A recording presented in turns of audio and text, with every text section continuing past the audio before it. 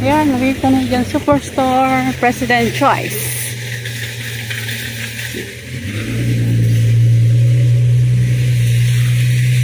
Sabi, may mga Filipino products din daw dito.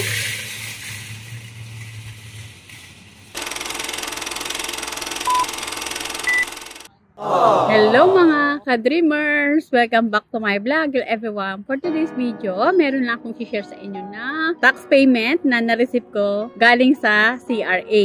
Okay, by the way, nandito pala ako sa Springbank.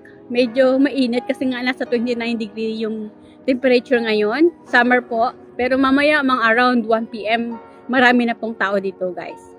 Okay? Kapag kayo ay taxpayer dito sa Canada, ay meron po kayong mga marireceive na mga tax payment galing sa CRA. Unang na-receive ko ay yung tax income refund. So nakakuha ko nung March around almost 500 Canadian dollars. So malaking pera din yun, mga nasa 20,000 pesos na rin po yung guys. So ngayon, ang i-share ko sa inyo ay GST. Okay? Ito yung nakukuha po ng mga taxpayer dito sa Canada. So bali, ang nakuha ko guys, na GST payment galing sa CRA ay 435.50 Canadian dollars or equivalent of 17,835 pesos. Minultiply ko na lang sa 41 kasi medyo bumaba na yung dollar ngayon. 17,835 pesos po siya. So malaking halaga na po yan at malaking tulong na po, lalo na po sa mga low income na katulad ko na may nakukuha po kami na mga payment galing sa CRA. So, bale, itong GST payment na to ay nakadivide po into 4 months. So, nag-start po ng payment noong July 5, equivalent of 108.87 Canadian dollars or equivalent sa pesos ay 4,463.67 pesos. Yan po yung start payment noong July 5. The next payment po ay October 5, 2024.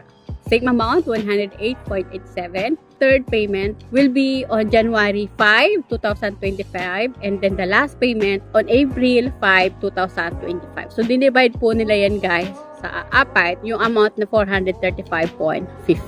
Bale, sa October 5, ay meron ulit ako makukuha 108.87 Canadian dollars or equivalent of 4,463.67 pesos. So, 4,463.67 ay makukuha ko po October 5. Then, the next na ay 2025 na sa January. Okay? So, kapag kayo ay taxpayer po dito sa Canada, meron po kayo makukuha tulad nito na GST payment. So, dahil kasi ako nag-half year lang yung tax payment ko, meron na rin po ako nakuha na 435.50. Kasi yung nakuha kong tax refund, dun sa tax income refund ko ay nasa around 500 Canadian dollars. Nasa 20,000 pesos na rin yun. Kasi nga half year pa lang ako nag-file ng tax. Ngayong 2024 ay buong taon na yung ipapile ko na tax income by next year. Medyo madadagdagan itong GST payment ko by the next year. Okay na din dyan guys. Magkano ba yung tax file ko? Around 559 lang. Tapos ngayon, meron ako nakuha na 435.50. Ganito po kaganda dito sa Canada kapag kayo ay taxpayer. So, hindi lang po yan ang makukuha nyo. Una ay yung tax income refund, GST, and then meron ding carbon rebate. Ito yung sa pollution. Meron din po ako nakuha niya, carbon rebate. Tapos ngayon, GST. So, ito yung pang third payment ko na natanggap ko po sa CRA. So, napaka-bless ko kasi nandito ako sa Canada at meron ako nakukuhang mga ganitong payment na galing po sa government ng Canada. Kung kayo po ay mga bago po o parating pa lang dito sa Canada, kasi itong pag-file ng tax na to ay hindi po ganun kadali. Pero may napanood naman ako sa YouTube na parang madali lang siya. Basta masundan mo lang yung instruction doon, pwede nyo pong i-do it yourself yung pag-file ng tax. Kasi ako ay hindi ako confident na file ng sarili ko kasi nga wala din akong computer. Ano pa sa akin, hindi ko pa gamay. So, aaralin ko pa kung kaya ko mag-do it yourself by next filing sa 2025 by month of February. Pero kung hindi pa ako confident, ay i-hire ko po ulit yung accountant ko na nag-file ng tax refund ko.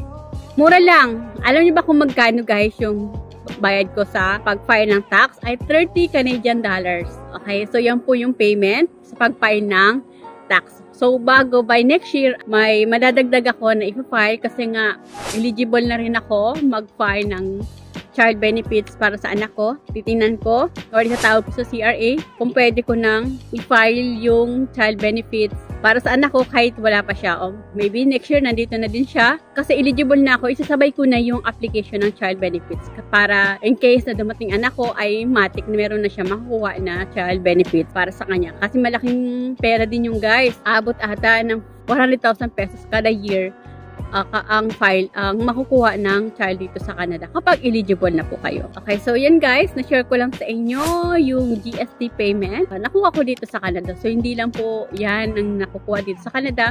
Ulitin ko po, ang una ko nakuha ay tax refund. And then the next one ay nakakuha din po akong carbon rebate. Ito yung sa pollution dito sa Canada. Tapos itong GST yung pang third ko. Meron po ako na isa pa nakuha pero share ko yun sa isang video ko. And then, yung pang-fifth na i-file ko next year, ay hopefully, ay may makuha na rin yung anak ko. Ito po yung child benefits. Okay? Kasi eligible na po ako. Tax filing by next year, by February, ay meron na po akong, eligible na po ako mag-file ng child benefits. Yun lang.